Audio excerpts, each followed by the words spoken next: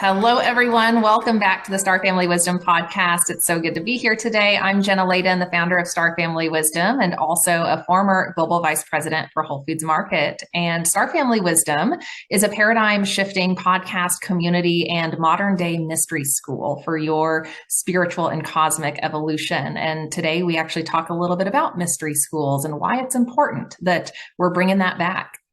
Yes, we do. I'm Sinead Willihan. I'm the podcast co-host and a former special needs educator and social justice activist.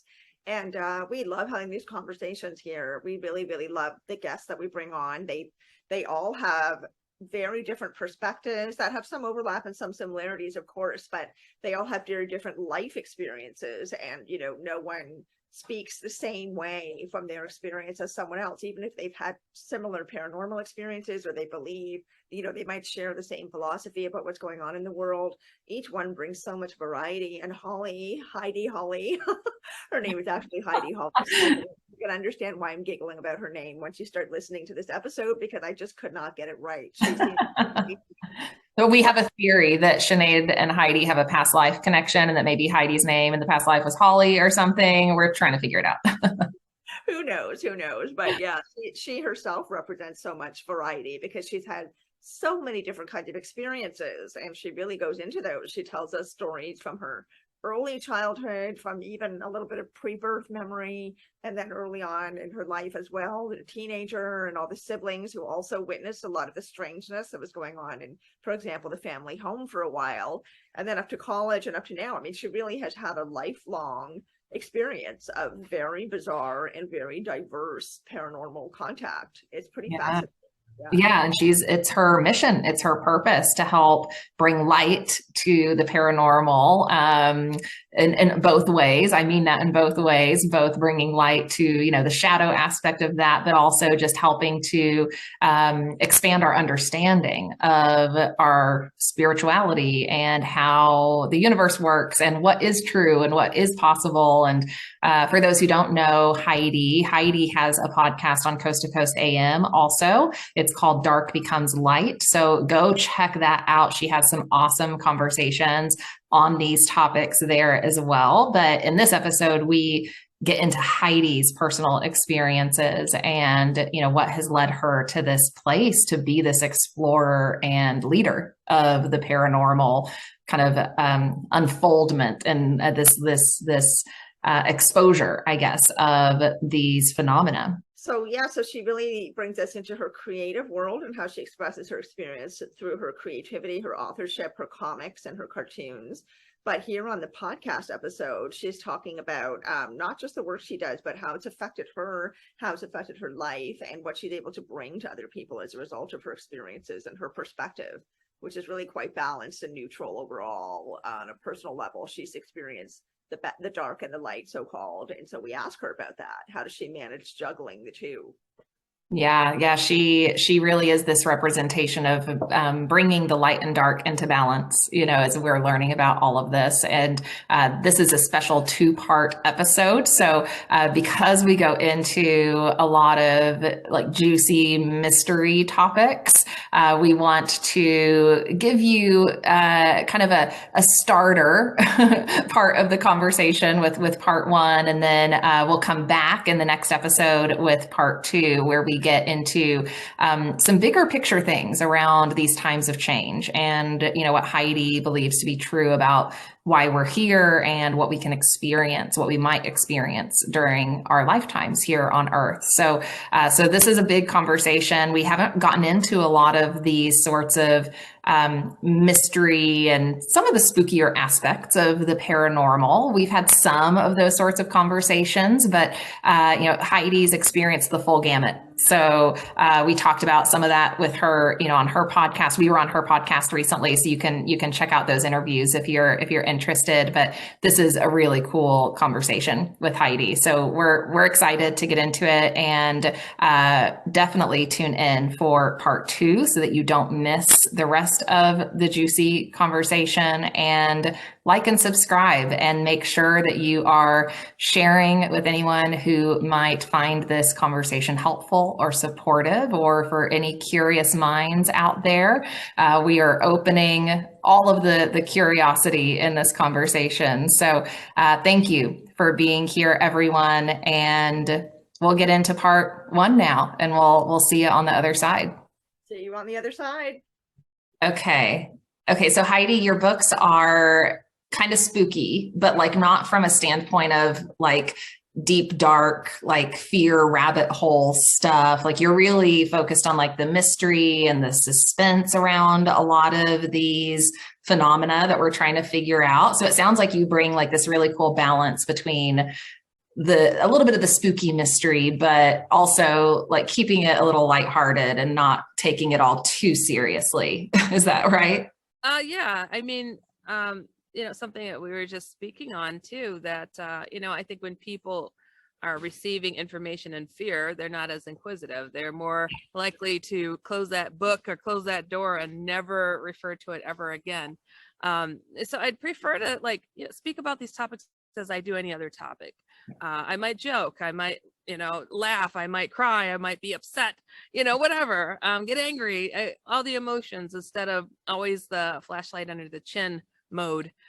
So I just find that even when I talk to people, if I'm sitting there, trying to speak in this low monotone, that's not me. And that's not what this paranormal world is really all about, because we are humans, we're experiencing this. And we still live our lives, we still got to go to the store, we still got to call people. So yeah, I try to keep it on the level. Yeah, it helps. What do you think the paranormal world is all about? I mean, you just did, for example, a show with the CW, which was a really amazing deal for you. Congratulations on that, about werewolves. And that went very well. And, werewolves are one of those topics that, as Jenna was just saying, can freak people right out. They immediately envisage getting ripped apart by this terrifying creature, and they have no control, and it's on a misty moor in the middle of the night, and there's no help, like that kind of thing. So you were just on this show talking about an apparently scary topic, but you're saying this is not what the paranormal world is really about. So what is it about for you?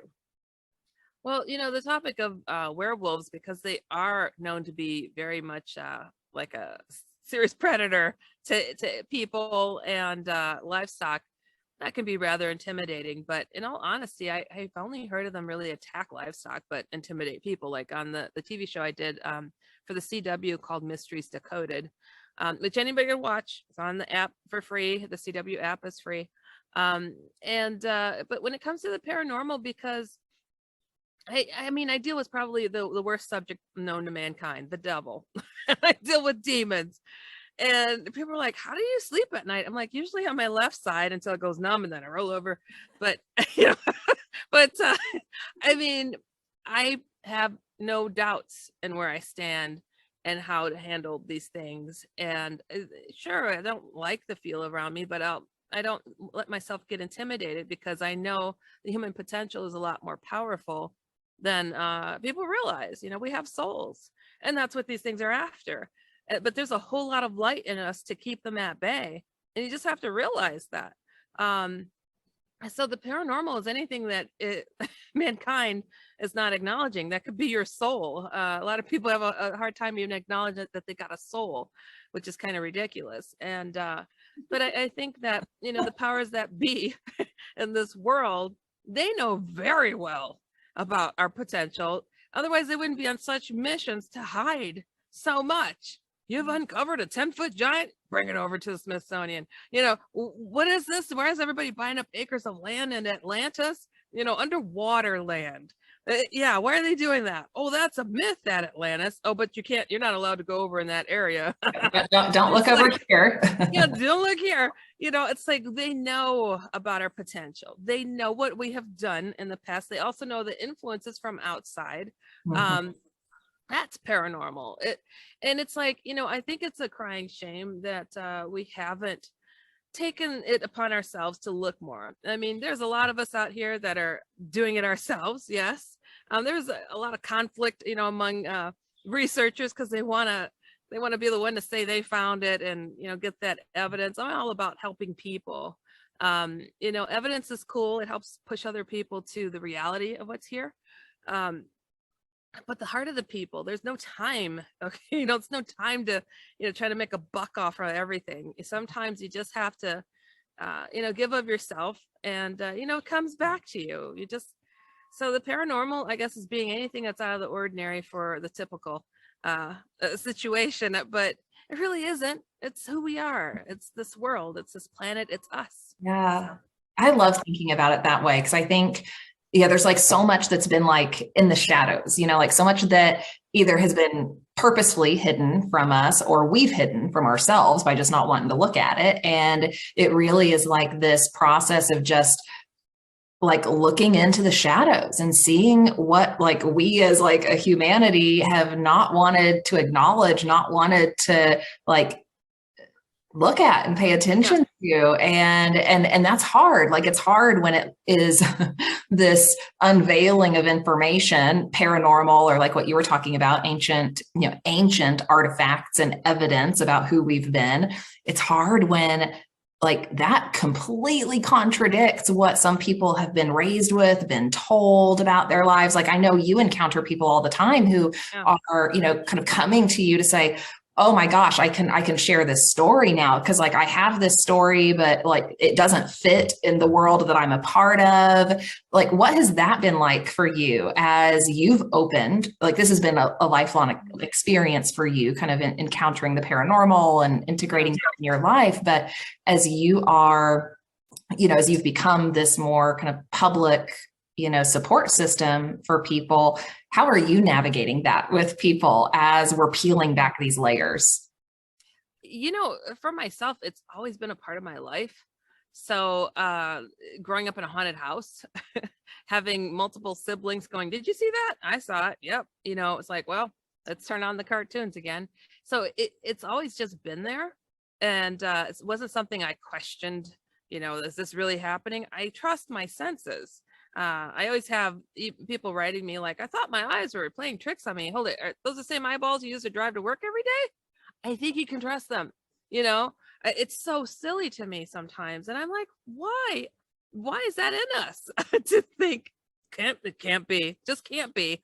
I've been privileged to have the opportunity to have people trust me with their stories and what they've gone through. And I think it helps that I've been an experiencer all this while as well, from the ghosts to the shadow people to Hat Man to aliens to angels to Jesus encounters to out of body. Now I know something that they call the saint realm. Oh gosh, these names, I never looked into these esoteric topics as what I've learned these past couple of years, because I have been so moving straight forward, trying to reach as many people as I could. But I've learned of the saint realm. I go to this place, I know, I just call it the Crystal City. Looks like ancient Greek buildings.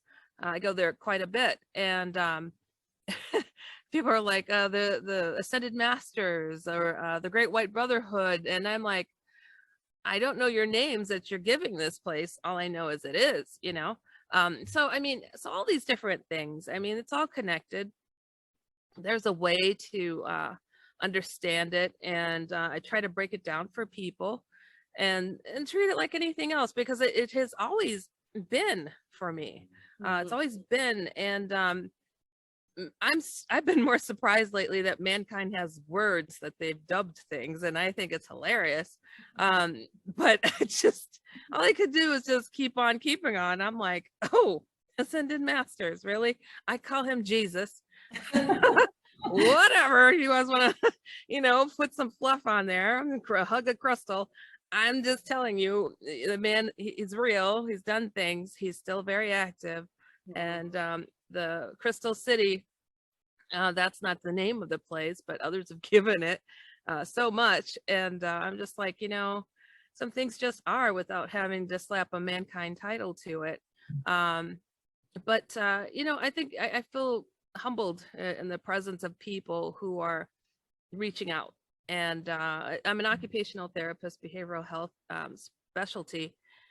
And it helps me, having been in the field for some time and trying to address and approach these stranger topics, mysterious topics, because of that background. So it's yeah, I'm just I think I'm quite fortunate. So Yeah. God Yeah. makes no mistakes. Why I remember agreeing to come here and to be where I'm at doing what I'm doing. So God makes So no mistakes. right? And to be so curious, like you were kind of alluding earlier to the importance of curiosity and saying how it was, I think you said it was a crying shame that people have lost their inquisitiveness, you know, that it being inquisitive is only supposed to go so far. You're not supposed to be curious about things you're not supposed to be curious about, right? But you have so much variety in your experience and also in your output of how you're expressing yourself in the world creatively and personally. And I think, you know, you are somebody who is open to experiencing these things, and you're curious about them and you want to explore them. So, you know, you're able to walk towards things that might appear to be scary, even though they appear to be scary, because you want to understand them better. And that's something that we're conditioned not to do. Like, we're conditioned to avoid the stuff in ourselves that we don't want to look at, and the stuff in ourselves that, you know, other people have in them and that we don't want to see either. We try not to see these things that we don't really know how to process on a deeper level. But if we integrate this kind of paranormal spiritual aspect that you have in your life, it helps with everything. I find It does. It does. Yeah. I tell people I cheated in my faith because Jesus showed up. I remember before I was born. So I don't have the fear that others would. I don't like it, you know. I don't even have the reflex to jump. You just ask my nephews. He's tried so many times. Like, I don't startle easily. And I'm like, dude, I've seen demons. Keep trying, you know. And he's like, darn it, you know. And he really he plans and he's pretty good at it, but it just doesn't work. You're like, not today, devil. Honestly, and I just look at him like, you have no idea, kid. Keep trying. But it's hilarious. He's 14 now. He's not been successful. And he's like, what is it with you? And I'm like, I'm not ticklish either. So whatever. You know, I think that's I don't know. I think you know, some of us volunteered. I think a lot of us remember a lot of things, but I know I volunteered to be working exactly what I'm working on, these topics, these deep, dark topics, and having a sense of humor helps. So it's just kind of ingrained in me from the beginning. And I remember being trained in different places, and especially that Crystal City place, to be able to do exactly what I'm doing right now. So in preparation. So when people don't get something, I understand. Or if they're fearful of something, I get it. But one thing that I think what happened on this planet that is just frustrating too, people were so focused on surviving, working the land, planting, you know, what they can to grow and grow their families and support themselves, pay their taxes and whatever. And then they got a smart one that came along. And the smart one was like, wow, you're really smart. Okay, we're going to keep working this land and we're going to pay for you to get educated. And you're going to become a scientist. And then there's going to be others that come from the neighboring villages, and they're all going to get together and they're going to be the smart ones. And we're too busy trying to plant the land and support you. Keep going. And then those guys got big-headed and they decided, you know, what can I do with this information? They're really dumb. We could get a lot of money just talking crap and keeping this good stuff to ourselves, you know. Let's totally bury the gold here, okay? We'll be like, dude, gold is not valuable. You know, aliens don't exist. We're just gonna, and then the pots of the scientists grew and their heads got bigger and bigger and harder to support. And, you know, and so we don't trust ourselves, and we're too busy trying to survive. And those guys, they are not playing fair. They are hoarding technology, information, soul information even. They go and they rob Egypt of all their knowledge, and then they form these little sects of, you know, who we got the Freemasons, we're geniuses. Okay, European country, you know, that invaded, you know, the pyramids. It's just silly. It's silly. And I'm like, come on now. You know, people are like, oh, we got to evolve. I'm like, well, first you got to treat your neighbor kind. You know, don't kick his fence when you walk in the door. I mean, we can't even get that right. So there's a long way to go. And there has to come a time where, you start to understand why there is such a slim number in the Bible of who makes it to bright, positive afterlife, because there's so many layers that these people have to evolve yet to be okay. So there's a lot that needs to be done. And it's frustrating to me because they just, there's a lot of beings out there in the universe that are like, dude, keep them on that planet because they got to evolve. But we know about the secret space program. But limitations happen for a reason, because we got to realize we have a soul yet. I mean, come on. Yeah, it's like we're waking up from a really long period of forgetfulness, darkness, patriarchal control and power. And I guess, like, for the audience, if anyone isn't as aware of, what Heidi was talking about there, in our ancient past, we were a much more sophisticated civilization spiritually.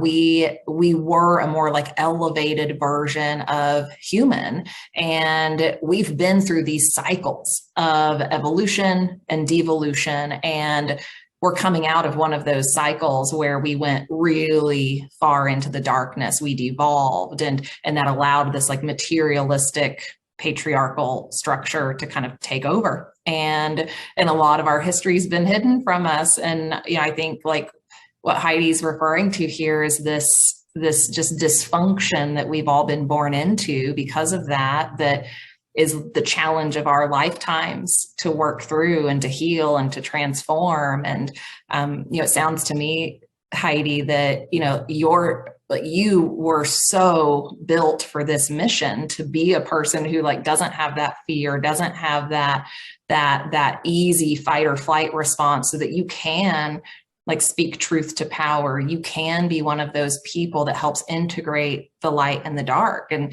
hold both, in this sort of work, and how you share about your experiences and what you know to be true about our reality. And that it's big work. It's an interesting time to be alive because of all of that. It's confusing, I think, for people who just come into this and they're like, oh, what's going on? And I think you've peeled back so many layers that you really know what's going on at this point. And so I want to maybe like kind of go backwards a little bit just to give the audience some caught up. Yeah, okay. I slam a lot of stuff out because I feel like it's so urgent, and I'm like, stop allowing the field. Stop trusting the one you sent to school. Yeah, you got to trust your own eyeballs when they can't trust their own eyeballs. Yeah. Come on. And we've been programmed to not trust ourselves. Like you said, we've been programmed to like give our power over to others, and you've learned how to take your power back. And a lot of that's come through your experiences. So I want to share those with the audience, because I feel like we've like teased a lot here about your experiences and what you've stepped into that's really opened your eyes to the truth of our reality. So maybe you can kind of take us back to the very beginning of, when did you first, I know you have some conscious memory of where you came from before coming to this planet, but how did that start to come up for you in childhood? Like, what were your origins into this world of paranormal spirituality, of really understanding, okay, our world's not what we thought it was? I can remember I was probably about 5 or 6. I went to church, and I was raised Methodist, and they're the least strict of the Christian faiths, I think. And going to Sunday school, and they started talking about the book of Revelation and stuff. And I remember my dad tucking me into bed that night, and I just had tears quietly coming down my cheeks. And he's like, what's wrong? You don't ever cry about anything. And I'm like, Dad, they were talking about the end of the world, and he was like, well, that's so far off. You're not going to have to worry about that. I'm like, no, I'm going to be here for that. And he just looked at me like, what? And I had distinctive memories of other things. Like I was frustrated with, my mom walking everywhere. I'm like, Mom, why do we have to put one foot in front of the other? This takes forever. Why don't we just fly there? And she's like, what? So I know I had a different perspective. I didn't quite understand all of it, and I just looked at things really odd, and it was hard to fit in. So I made jokes of everything. I just thought it was funny, and so I was, I was thought to be quite a character. I'm like, this is so stupid. So I when I was in when my mother passed when I was 7, our house became overrun with something, poltergeist, ghosts, whatever, shadow people stuff was seen, and it was just ridiculous. And that was my first having to confront one of those. I was 8 years old, and the organ started playing by itself, and it was like hitting every low key it could find. And my siblings we all ran in the bathroom, locked the door, and then I had an older sister who wasn't that nice to me, and she kicked me out. And I was like, well, I'm not taking this much longer. And I went up to the organ, and I got the key and locked it. I was like, it's done, you chickens, come on out. And they start creeping out. And then my sister's new toy, it was Christmas Day when it happened. Her new toy started playing by itself, and they all ran back in the bathroom, locked themselves in. And I picked it up. I'm like, I'm gonna take the batteries out. I'm done. And it didn't have any batteries in it.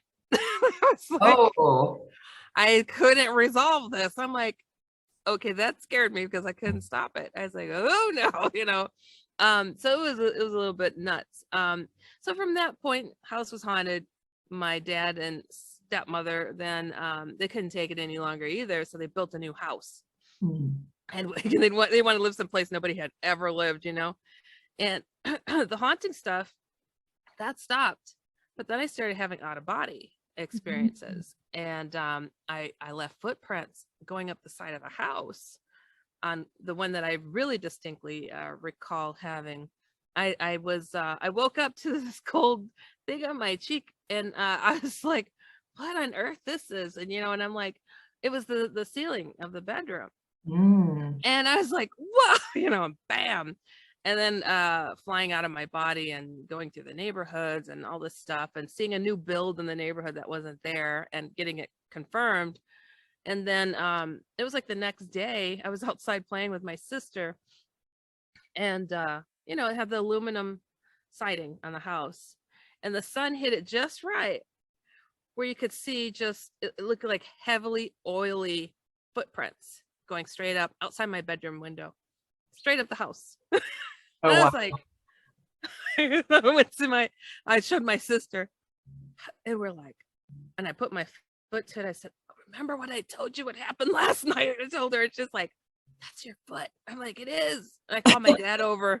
He's like, you girls are playing a trick. I was like, Dad, I was like, I don't know, probably 11. I'm like, how would I do that? Yeah, like, do you have a ladder that's like 12 feet tall? No, it was ridiculous. I'm like, come on now. And he was just floored. Wow. So it started that way. And then I lived in the dorms in college, and it's just crazy. Oh, I hear the train. I'm outside. So but this girl that had jumped from my window came to me, and my roommates, and they all saw her. She was talking to me, and I'm like, I told her don't jump, whatever. It happened, it was older, it had happened, and it was just a lot of stuff. But then I moved into apartments, and I was still in college, and I'd seen UFO. I had seen them when I was living at the new place my parents had built. They would follow me where I'm walking in the country, and I'm like, I see these weird lights, and something kept pulling me to them, but I just wasn't thinking so much about it. But I had a feeling it was connected through the family somehow, but I couldn't get any answers on it.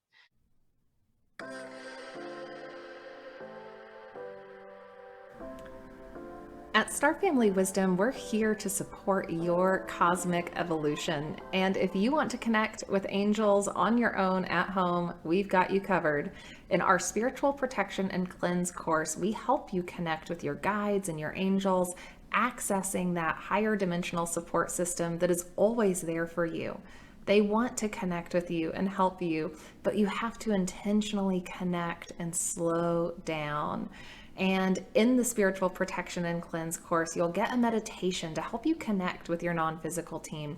And you'll be able to download our Archangel Guide, which tells you all about the archangels, who they are, and how they can support you. So follow the link in the show notes to learn more about the course and start connecting with your angel team today.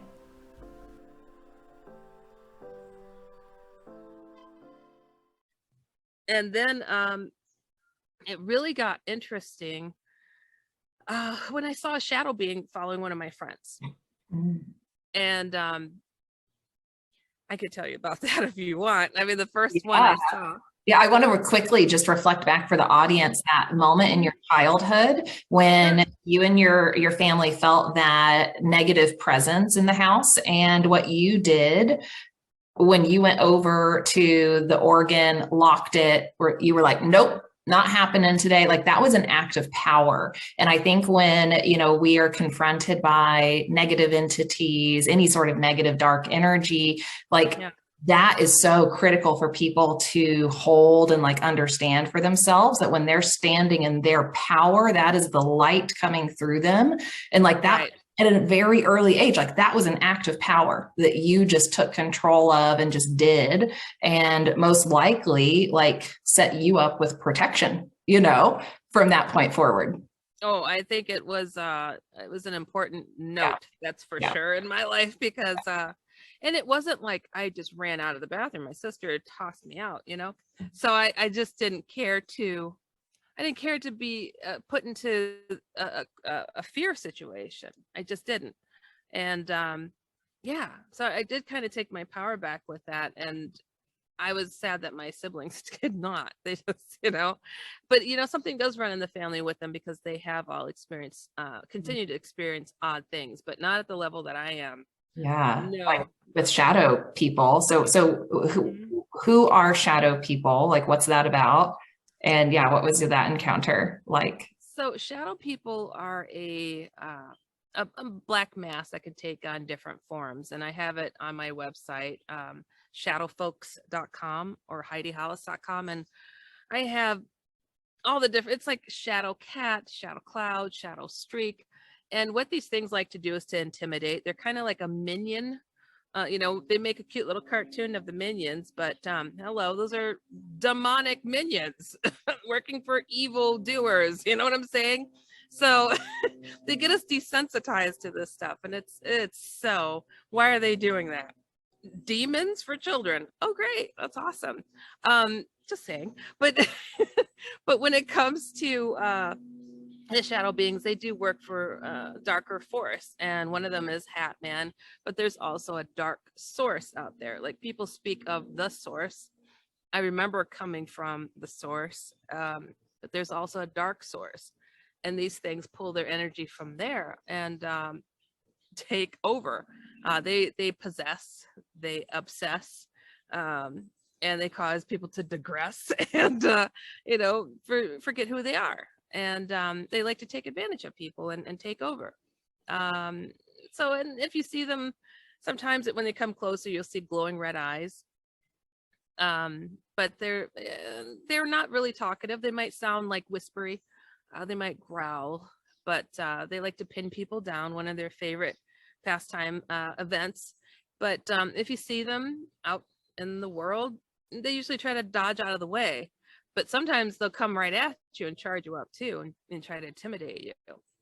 So is that kind of like what people have seen in wooded areas and dark areas? You hear stories of people kind of seeing eyes, through the trees, something like that. So it kind of happens in maybe more remote or less populated kind of places. No, they're everywhere. It happens everywhere. Everywhere. It happens in people's homes. It happens in indoors, outdoors, doesn't matter. They're no joy, but but they generally don't like to be seen, not those.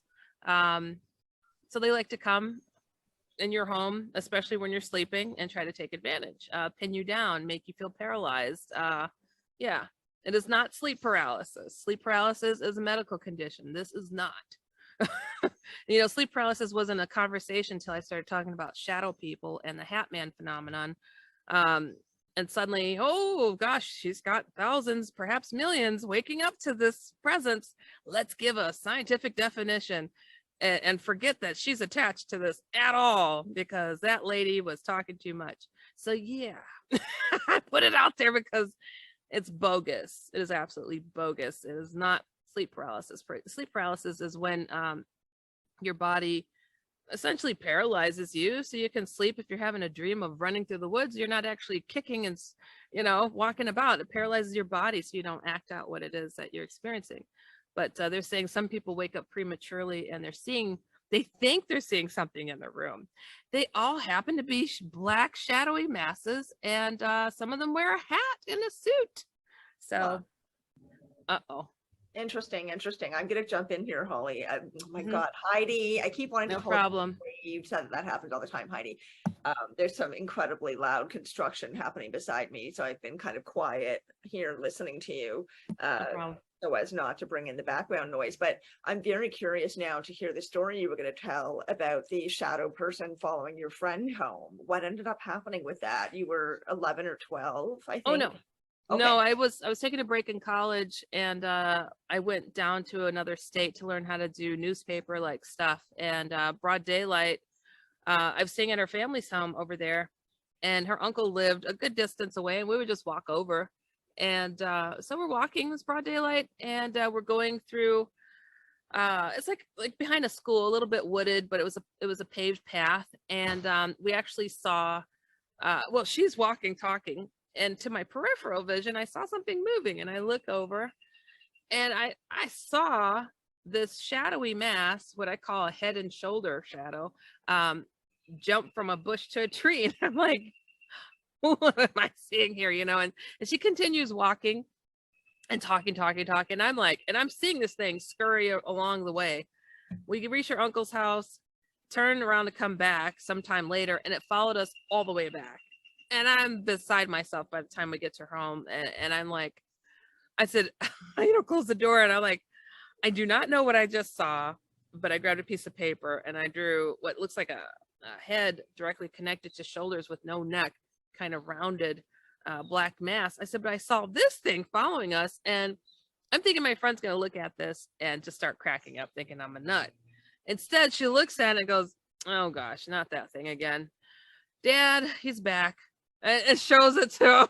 And he's like, oh, not him again. And I'm like, what is going on here? What? So this is a known entity. Yes. And it had followed her since she was a kid. It would hide under her bed, and the dad would come in and have to scare it off and all this stuff. Right. And so I was living in their family's home in their second floor, and it was like an incomplete attic. Like you go to the end of it and there's a room. And so it's all pitch black. It's nothing made, and no, barely anything upstairs. And I had to go get something from my room. Again, it's broad daylight out, and their little laugh and oh gosh, that thing. I go upstairs, I grab what I needed to, and there's windows in that room, and it was pretty bright in there. Grab what I needed to, turned around, and it was standing there blocking my way out. And this thing's probably 10 feet tall. Wow. And the glowing red eyes, and it's just like hulking over me, and I don't even know how to describe that kind of fear. It was horrifying, absolutely horrifying. And it's pitch black, but you could barely see through it, right? And I knew if I ran, it was going to get me. If I swung at it, it was going to get me. Like somehow it's going to pull me enough to get me. I don't know what but something. So I knew to close my eyes and just say a prayer and slowly and methodically walk through it. And I did. But by the time I got to the top of the stairs, my legs were just jelly. And I literally had to take my arms and walk myself down the banister, but I tumbled at the bottom and just boom, at the door. My friend opens the door. I'm like, what happened to you? And I just had no air in my lungs. I'm like, it's upstairs. She looked and she just grabbed me out and closed the door. And since that day, I started having I didn't know it was connected, these shadow spider dreams, giant man eating spiders. But I am opening my eyes and they're still there. I couldn't understand what it was. And I'm like waking up, I'm grabbing anything to kill it. I'm like, it's going to eat me. What the heck? Why is it here? But it took me a while before I realized the connection, and to get my memories back of before I came here. And that was like just a couple of years later or so.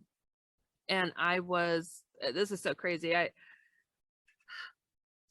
was a college student still, and I had a college roommate apartment in an apartment, and we're sitting on the living room couch, talking about whatever. And I was like, I got to go use the restroom. I stood up to go walk into the restroom, and I don't know, we even know how to describe this. And I've asked people for years, I'm in this business for a long time and nobody's heard of this. I stood up and I was no longer there. I was looking at this scene in space. Mm-hmm. And I saw a spinning sun. And to the left of it, if you're looking at it from here, it's a spinning red one. And I knew the red one was where everything that has ever happened gets stored there. Like a library of knowledge is what I kind of had in my head. This spinning sun, I knew it was called the source. And trillions upon trillions of lights were in this source. Each light was a soul. And I was one of them. And every single ball of light,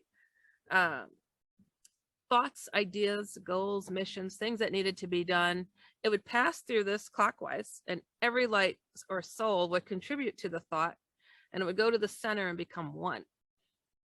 And I was there, and this thought came by of literally a mission that needed to be done. And I'm telling you, I casually thought, I guess that's something I could do. Well, say no more. Like, everybody took a step back, like, she said she'd do it. I'm like, what? Hold on. And I was pulled like out of this. Push her out here. Oh my gosh. It was, and I call it like a love suit, because it was so beautiful, and it's kind of golden, like a liquid almost. But I came flying through space, and with everything I had in me, I'm like, I take it back. I don't want to go. And I'm like, I think I left my claws through space. No, because it was like having your heart ripped out. It's just the love, And so I went off to go get trained on other planets, but especially in the Crystal City. And now imagine, I'm all of a sudden back in my body. Boom. I'm standing in the middle of my living room. Why am I here? I was like, and I just went, how could I forget? How could I forget? How could I forget? And I sat down on the couch next to my college roommate. And she goes, how'd you forget what? To go use the bathroom? I'm like, how can I forget who I am and what I came here for? I'm in college to become a therapist? Oh, this is not what I'm here for. And everything was like a matter of, that's not what I'm here for. I'm here for that. I'm not here, that's not what I'm here for. I almost got on the phone with my college to drop out. I almost ran out the door to start doing this stuff. Ever since that moment of recalling everything, I've been homesick and anxious to complete what it came here for. And it was as if I knew this place, like I know my first name is Heidi, like it's that familiar. And I know I'm supposed to go back to tell him how it went, but so much training, so many rounds of stuff, all for this lifetime. Yeah. For this lifetime, and what's about to happen here. So, yeah. Wow. I want to just sit with that for a moment, because I think that is such a beautiful description of being in that oneness with source. I love how you call it a love soup. And we hear a lot through other research of people who have had NDEs or have been regressed back to that, state of being in between lives and, experiencing that that's that sense, that true sense of unconditional love, and that just love is what it is. Like that's all it is. That's all that's out there, you know, on the other side is love. And for the audience, if they're not as familiar with some of the more kind of metaphysical or progressive quantum physics and that sort of like study and research of how the universe works and how energy flows through the universe, what you were describing in that vision is very consistent with what we know about toroidal energy and how energy flows through the universe, and how there is always this kind of expansion and contraction process of separating from source and coming back to source. And so I think, you know, what you described there is, for me, like it just touches on so many aspects of what I've learned, you know, about our journey as souls. And thank you for coming. Thank you for coming to Earth and helping. You know, I have to tell you, I've never studied or read on it still. I still haven't. And people, but I heard people say, quote, source. This was the source. I don't know. I never called it that, but I know people say source as if it's a oneness, you know, but I don't know by that name. I know he had this, this place had that name, and it wasn't God. It was part of we all contribute to decisions, you know, but there is a God, believe it or not. And there is Jesus is real as well. So I'm always curious when it's just source, or people say spirit, you know, like it's the one thing. I knew it was individuals, trillions. So yeah, so I'm always curious when people say source. I don't know is it the same place? I don't know.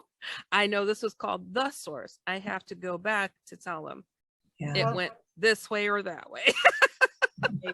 I'm kind of starting to play with this concept a little bit right now as you're talking, because you know, no matter what people call it, there's this widespread belief that it's not just out there, it's not separate from us, it's also us and inside us, right? And that in this, and so that's part of what makes us whole and keeps us eternally connected to what we're supposed to be doing, if we're fortunate enough to be able to remember that. Definitely part of everybody. Yes.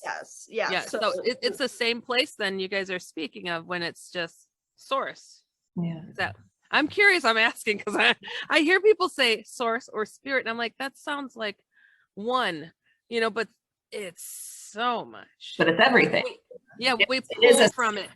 Yeah, it's like a source point, and it's everything at the same time. Yeah, we pull from it. We pull energy from it. Yeah. And we feed it as well. Yeah, that feels right. Yeah. Okay.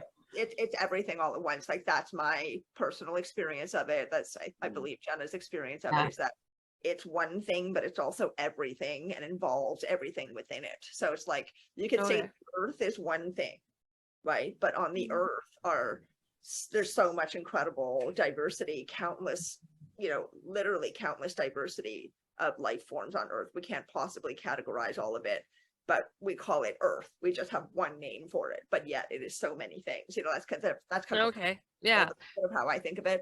So just playing with that idea and playing with the idea of source being in us, and then also, you know, bringing in the idea or the reality that here in the 3D we're living in a dualistic reality, right? Duality is what makes up our wholeness here, both fortunately and unfortunately. So you were talking about having these beautiful experiences of going and seeing this vision you described to us, and you have met Jesus and you have met other beautiful beings and had incredible experiences.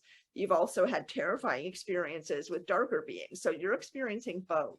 And I'm curious how you, like, the word I want to use right now is manage that, but really I'm kind of asking more about how do you keep your own balance within the seeming dichotomy of those two experiences, which must be quite dramatic, you know, from our own experiences, just you and me, of having chats one-on-one.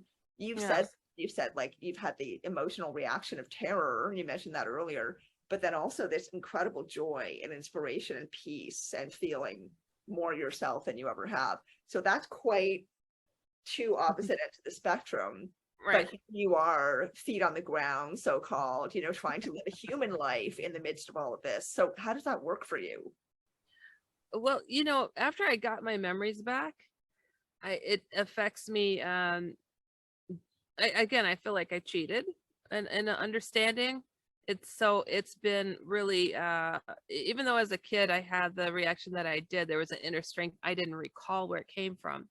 Now that I do, I don't feel like I fall into the trickery and the traps sometimes that these things play upon to feed upon you, the negative ones, So I'm like, that's the best you got, dude. I mean, I'm just gonna roll back to my left side or my right side to sleep. It's like whatever. I think that these things have as much power as you give them. They are powerful, however. I wouldn't challenge them. I'm not silly to do that. But in defense, yes, not to attack. And for others, and to show them their inner power, their inner strength, and the human potential. This is not what it appears to be, this place, and so for myself, when it came to when I got my memories back, and as powerful as that was, when Jesus showed up, and it was all remembering, by the way. It wasn't like when I was reflecting on the source, it was my memories. Though I was like, I had the chance to peek in, I kept saying they allowed me to have it for a moment to recall. It was as if it was right here, like sitting in front of my forehead, and they let me dip my head into it just to peek through and be like, remember what you said you're gonna. I'm like, oh, but I was not coming really easy, was I? I'm like, oh my gosh, you guys. So ever since, it's so like, I don't know where home is. I move a lot. This is not home. And when I finish a book, I'm like, am I done yet? Did I hit the button? Ding, ding, ding. It's a homesick I can't even express. And the closest is to NDE experiencers who say, I want to go back. It's like that. I don't quite understand a lot of the ins and outs. They don't let me have everything. They don't let me know everything. I know the role I'm supposed to play, and I know I'm here for a time of change. Okay, that was a lot with Heidi. Oh my gosh, we really got into kind of the full breadth of her experiences in that episode. Oh my God, yeah. I mean, it was high strangeness to the max, right? She speaks about her experiences so matter-of-factly. It's interesting just to watch her talking about them, not only hearing about them, hearing how pretty far out they are, but also her reactions. She makes jokes, and she just kind of matter-of-factly talks about these really unbelievable things. I mean, seemingly unbelievable. Yeah. To her. I love that she's just like not phased, just like, nope, I'm good. And I think that's such a good example for people, when we're facing these sorts of high strangeness things or things that might seem spooky at first. We have, power within ourselves to push that fear back, right? And to not respond in fear. And I think that is one of the most powerful lessons, I think, of this whole conversation, both the part 1 and the part 2. So for anyone who liked this, if you're enjoying where this conversation was headed, come back for part 2. In our next episode, we're going to continue this conversation with Heidi. And in the next episode, we're going to get a little more into where do we go from here now that we're peeling back the layers on all of this information and understanding more of the truth of our reality and who we are as souls and what we are a part of here on earth. Where do we go from here? And we get Heidi's take on that. Yeah. She presents a really interesting take on it. I mean, I really like that she says, for example, that she's a Christian, but that her view of what is going on involves her Christian faith, involves her relationship with God and Jesus, but also involves all the other paranormal stuff that's been going on. So it is a really interesting take, and we hope that you'll enjoy it. Of course, as always, like and subscribe, share with your family and friends, and give us some feedback. And please come back for part 2. It's really, really great. Holly has, oh my gosh, Heidi has a wonderful sense of humor, and that is a big part of why I enjoyed this. So she's going to make you laugh. She might freak you out a little bit, but it'll all be worth it. Yes, absolutely. That's the full spectrum of life. So, so yeah, come back for part 2, and thanks for being here today. We'll see you next time.